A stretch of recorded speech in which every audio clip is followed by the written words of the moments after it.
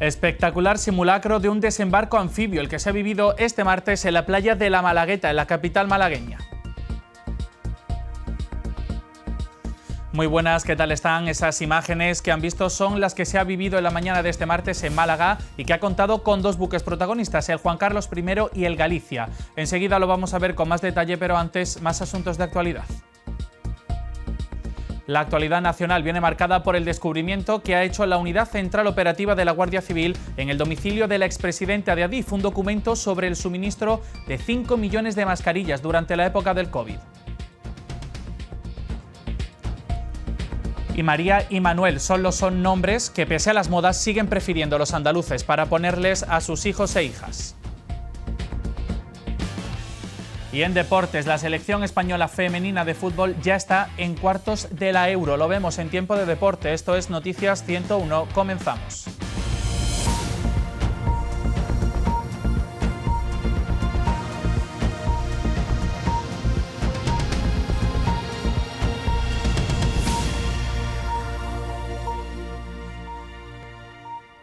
Comenzamos hoy el informativo desde Málaga, donde la playa de La Malagueta ha acogido el desembarco anfibio para el rescate de rehenes. Pero no se preocupen, ha sido solo un simulacro y nos ha dejado imágenes tan llamativas como estas. Vean.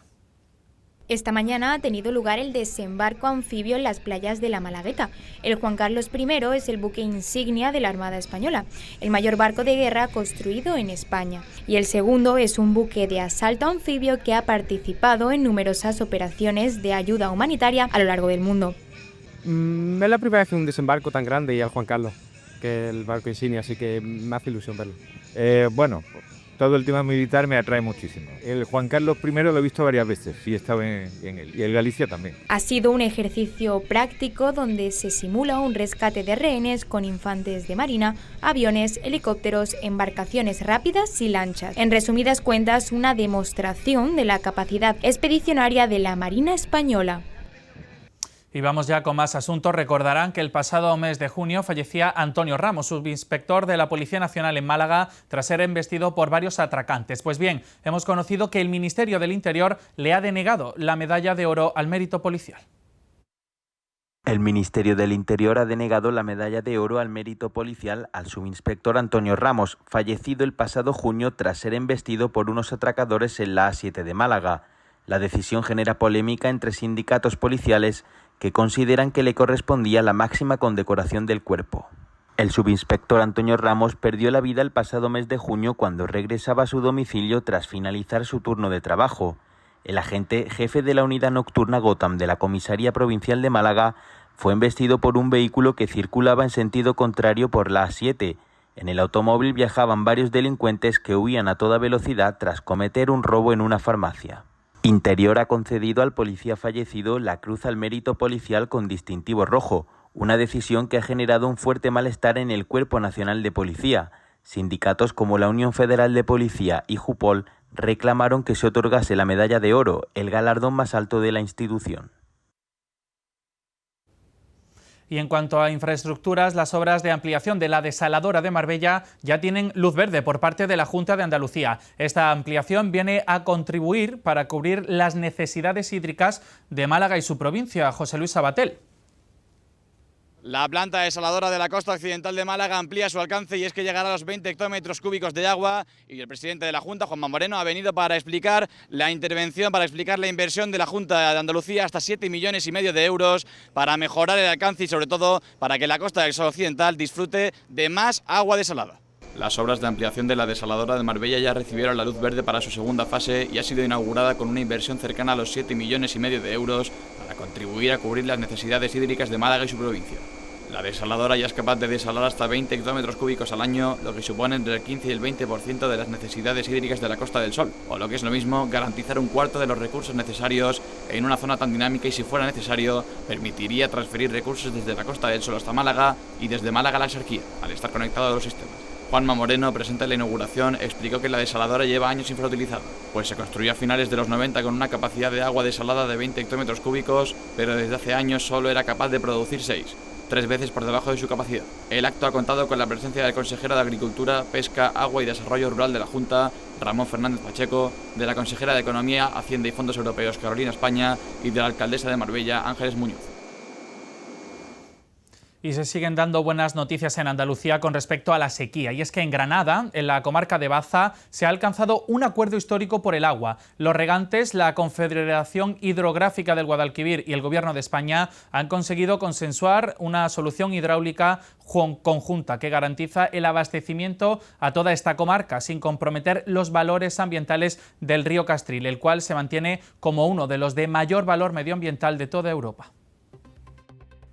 Ante esta sequía que sigue dando coletazos, los agricultores y diferentes administraciones relacionadas con el campo han dado un paso adelante. Es por ello que la Asociación de Agricultores, Ganaderos y Productores del norte de la provincia de Granada ha celebrado el consenso alcanzado entre las administraciones locales, los regantes y la Confederación Hidrográfica del Guadalquivir para impulsar una solución hidráulica conjunta que garantice el abastecimiento a la comarca de Baza y a regadíos en la localidad de Huéscar sin comprometer los valores ambientales del río Castril.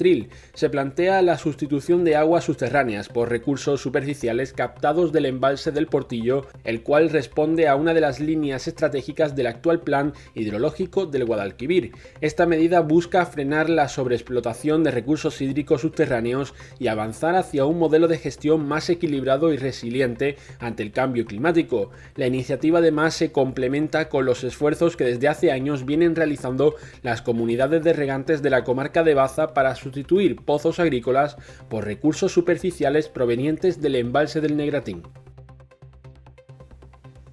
Nos vamos ahora hasta Sevilla. El Parque Científico y Tecnológico Cartuja, que pasa a denominarse Sevilla Tech Park, crece hasta facturar más de 5.500 millones de euros con sus casi 600 empresas, lo que supone todo un revulsivo en la investigación y en la economía andaluzas. 2024 ha sido un buen año para Sevilla Tech Park, que cambia su nombre e imagen para consolidar la apariencia del parque como un polo de innovación de referencia en el sur de Europa, atrayendo nuevos talentos de inversión y proyectos de vanguardia. El pasado año alcanzó un récord al incrementar su actividad más de un 13%, facturando más de 5.500 millones de euros con sus casi 600 empresas que dan empleo a cerca de 32.000 personas. Es un elemento clave para el desarrollo del PIB sevillano, es un elemento clave para el desarrollo del PIB andaluz y sobre todo es un elemento clave mirando al futuro en todo lo que se refiere a innovación. Sevilla Tech Park destaca por su inversión en I+D+I, a la que ha destinado casi 500 millones de euros. Las tecnologías avanzadas suponen más de la mitad de las empresas del parque y el sector de las telecomunicaciones e informática es el más representativo por su número de empresas, actividad económica y empleo. Con la llegada del verano, los barrios más alejados del centro suelen ser los más castigados por los cortes de luz. En Sevilla, distintos puntos de la ciudad ya se han revelado hartos de una situación que se repite cada año. Este martes será el turno de la plataforma Barrios Hartos, pero antes lo hizo Torreblanca, que ya ha salido a la calle para exigir soluciones.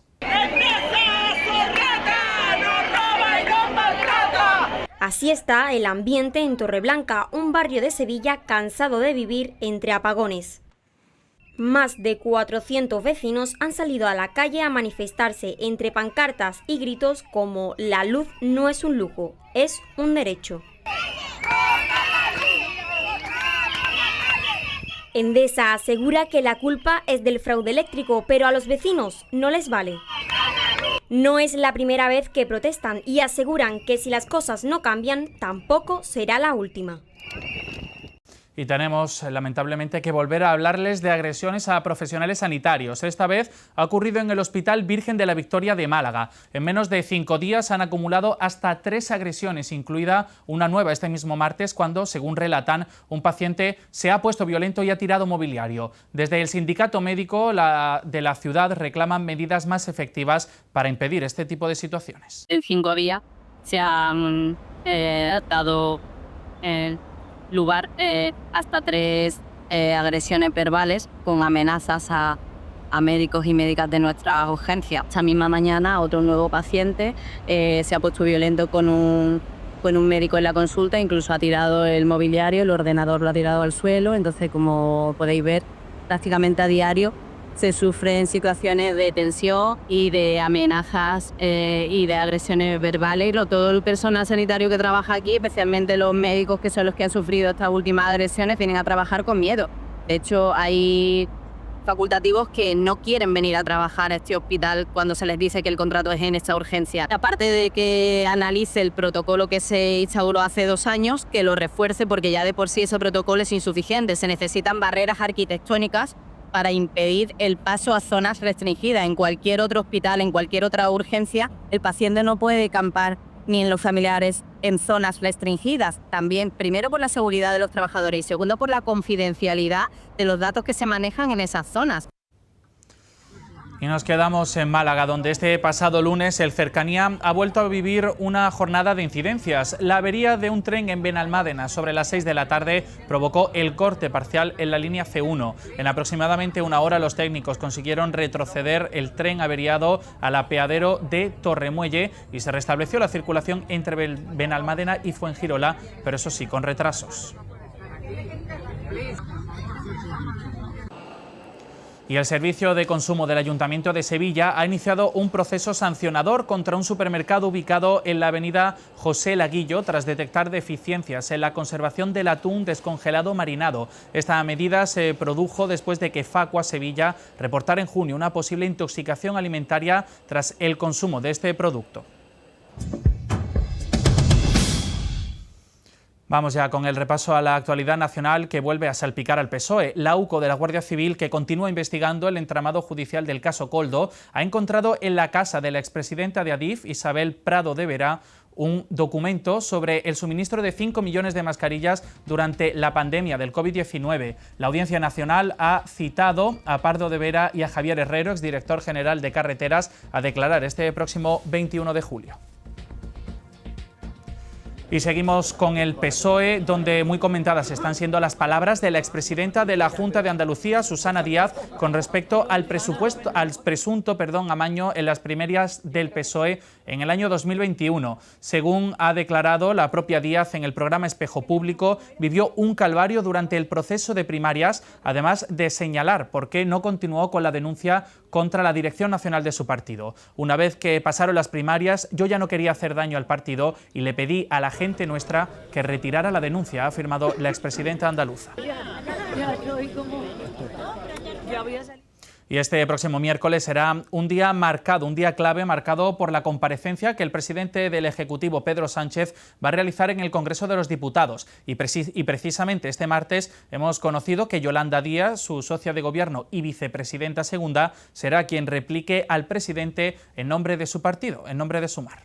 Este martes, Pedro Sánchez presidía la reunión del Consejo de Ministros para después, con una agenda totalmente despejada, refugiarse para preparar así la comparecencia de este miércoles en el Congreso de los Diputados. Una comparecencia en la que, tal y como se ha indicado estos días desde el Ejecutivo, anunciarán medidas anticorrupción en respuesta a las peticiones que los socios hacían estos días. El próximo miércoles el presidente del Gobierno anunciará un paquete potente de medidas contra la corrupción para recuperar la confianza de la ciudadanía. Un Consejo de Ministros donde también se ha aprobado el cese de Paco Salazar como adjunto de la Secretaría de Organización Socialista, después de ser acusado por varias mujeres de acoso. En ese Consejo de Ministros, la gran ausencia ha sido la de Yolanda Díaz, que se encuentra de visita oficial en Dinamarca y que será, según se ha conocido hoy, quien replicará a Pedro Sánchez en el Congreso en nombre de Sumar. Por otro lado, este miércoles el caso Koldo dominará la comparecencia del Congreso después de haberlo hecho hoy en el Senado, donde la presidenta de la Cámara Baja, Francine Armengol, ha comparecido por segunda vez en la comisión de investigación del caso por los años en los que fue presidenta de Baleares y por su relación con el empresario Víctor de Aldama. Dice que no le conoce y que nunca ha mentido al respecto. Y más asuntos. Este martes el Ministerio de Juventud e Infancia, presidido por Sira Regó, ha convocado a la Comisión Sectorial para debatir el reparto de menores migrantes no acompañados que actualmente se encuentran en Canarias, Ceuta y Melilla. En total, casi 4.000 menores serán trasladados a otras comunidades, siendo Andalucía la comunidad que más menores va a recibir debido a sus dimensiones. Andalucía encabeza el reparto de menores migrantes no acompañados con 677 niños asignados, seguida de Madrid y la Comunidad Valenciana. Un reparto que, según fuentes del gobierno, no tienen por qué llevarse a cabo al completo, sino que los cálculos son de máximos y dependerá de algunas circunstancias como la capacidad de tramitación de expedientes por parte de las comunidades autónomas de origen. En total se estima que casi 4.000 menores no acompañados que actualmente se encuentran en Canarias, Ceuta y Melilla sean trasladados. Para ello, el gobierno financiará a las comunidades de destino. El Ministerio de Juventud e Infancia sufragará la financiación de los traslados, mientras que el Estado se encargará de los gastos de la acogida durante al menos los 3 primeros meses. Una financiación que, en el caso de Andalucía, será de 8,8 millones de euros. Debido a sus sistemas de acogida tensionados, ni Cataluña ni el País Vasco se ven obligados por ley a realizar ninguna acogida. No obstante, desde el gobierno agradecen que Cataluña se haya mostrado dispuesta a acoger como mínimo a 31 menores, el mismo número que en anteriores ocasiones, convirtiéndose en la comunidad autónoma que más acogidas registra. Y precisamente Vox ha anunciado que quiere deportar a todos los migrantes, cito textualmente, que hayan venido a delinquir y también a todos los menores. Así lo ha dicho su presidente Santiago Abascal en redes sociales, justo unas horas después de que el nuevo secretario general del PP, Miguel Tellado, confirmase que su partido nunca pactaría con Vox para formar gobierno. Miguel Tellado se lo decía este lunes a un grupo de periodistas.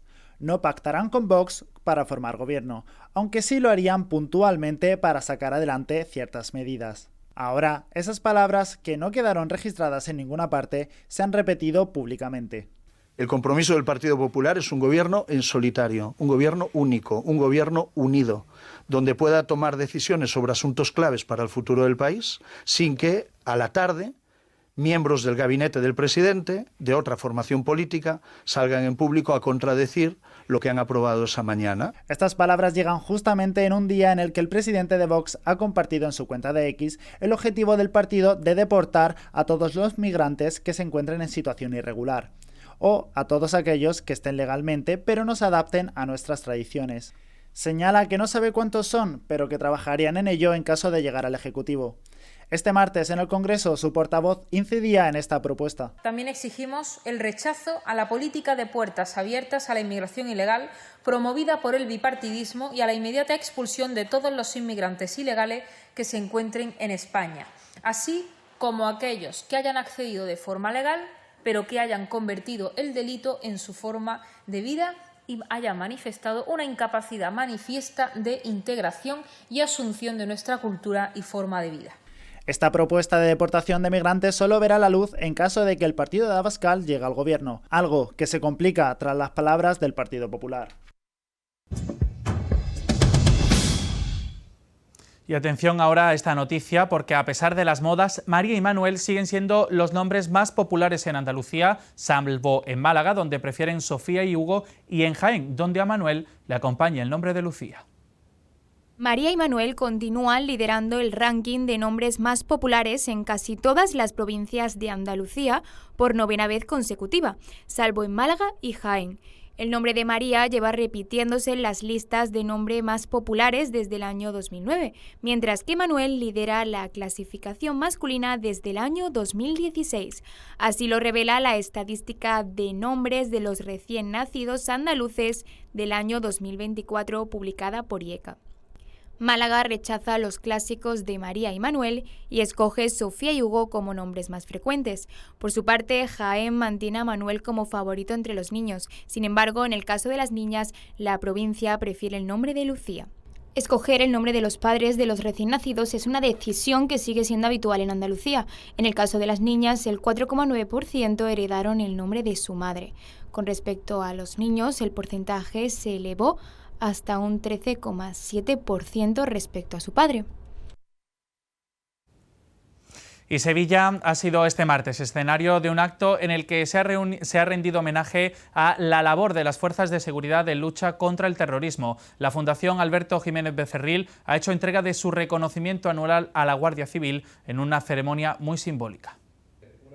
La Fundación Alberto Jiménez Becerril ha entregado el 11º premio contra el terrorismo. Un premio que este año ha recaído en su 11ª edición en la Guardia Civil, una muy acertada elección. En reconocimiento a su labor en la lucha contra la violencia terrorista. Porque hablar de la lucha contra ETA es, inevitablemente, hablar del sacrificio de la Guardia Civil. El premio recuerda la memoria del asesinato del concejal sevillano Alberto Jiménez Becerril y su esposa Ascensión García Ortiz, asesinados ambos por ETA en 1998. Dos jóvenes sevillanos a los que ETA les arrebató la vida por la espalda. Con este galardón, la Fundación busca mantener vivo el recuerdo de quienes perdieron la vida y reconocer el trabajo de las instituciones que defienden el Estado de Derecho. Y en el apartado cofrade de hoy hablamos de una de las devociones de Andalucía, el cautivo de Málaga. El obispado de la ciudad ha decidido suspender el proceso electoral en el que se encontraba inmerso la cofradía. Según nos han confirmado el actual hermano mayor, Mario Ortega, los motivos que alude el propio obispado son posibles irregularidades en el proceso iniciado el pasado 19 de junio, tras el informe no favorable del director espiritual de la corporación. Las elecciones en la cofradía malagueña se volverán a iniciar en este próximo mes de octubre.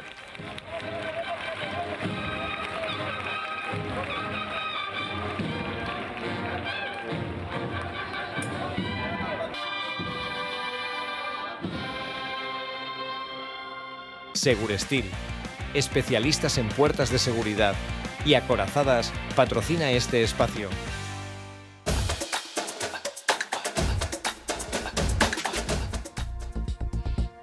Y tiempo ya para el deporte. Matías Almeida ha sido presentado oficialmente como nuevo entrenador del Sevilla en una comparecencia conjunta con Antonio Cordón. El técnico argentino, que firma hasta 2026 con opción a una temporada más, se mostró ilusionado ante el reto. Tras 3 días dirigiendo los primeros entrenamientos de la pretemporada, el Sevilla ha presentado oficialmente a Matías Almeida como entrenador del primer equipo. Durante su presentación, el técnico argentino ha desvelado cuál es su objetivo en Nervión. Sí, obviamente volver a que este equipo sea competitivo, que este equipo vuelva a participar como ha participado en los últimos años, no en los últimos 2, y tratar de convencer a nuestro público que se sienta identificado con lo que va a haber. Además, en lo que respecta al mercado de fichajes, Almeida tiene claro que la dirección deportiva de Antonio Cordón está trabajando para hacer el mejor equipo posible con las herramientas que tiene.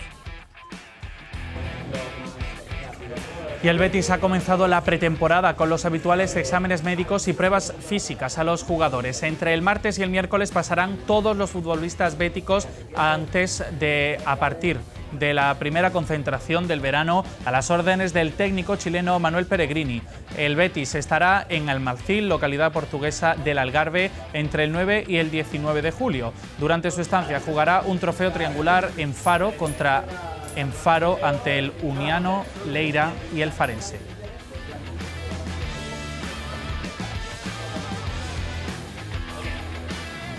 Bueno, y más asuntos. La selección española femenina de fútbol ya está en cuartos de la Euro. Ha logrado, tras vencer 6-2 a Bélgica, a falta del tercer partido de la fase de grupos. La selección española femenina de fútbol sumó este lunes su segunda victoria en la Eurocopa de Suiza y lo hizo de nuevo con goleada al ganar por 6-2 a Bélgica. Lo hizo en un partido donde fue de menos a más y donde dejó su mejor imagen tras el descanso, aunque tampoco firmó un choque redondo, pues dejó alguna duda atrás. Alexia Putellas con un doblete, Irene Paredes, Esther, Mariona Caldentey y Claudia Pina fueron las goleadoras por parte de España.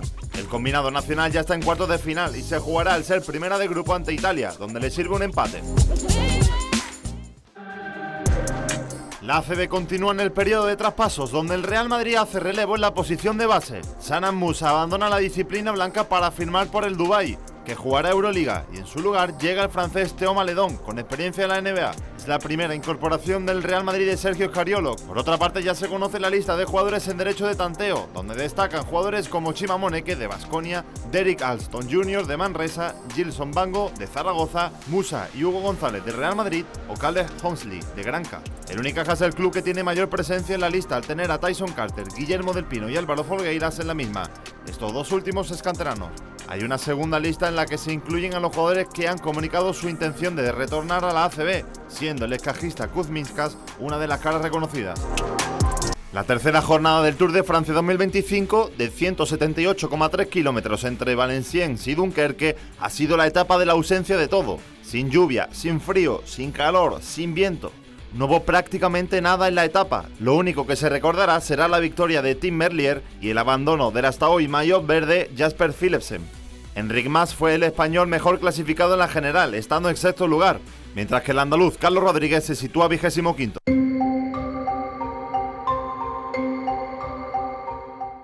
El tiempo para este 9 de julio en Andalucía se presenta con cielos nubosos de nubes bajas en la vertiente mediterránea y en el tercio occidental, tendiendo a despejarse a lo largo de la mañana. Poco nubosos o despejados en el resto de la comunidad. Temperaturas mínimas sin cambios en el litoral mediterráneo, máximas en ascenso en el litoral atlántico y en el valle del Guadalquivir. Vientos flojos de componente oeste en la vertiente atlántica y de componente este en la mediterránea.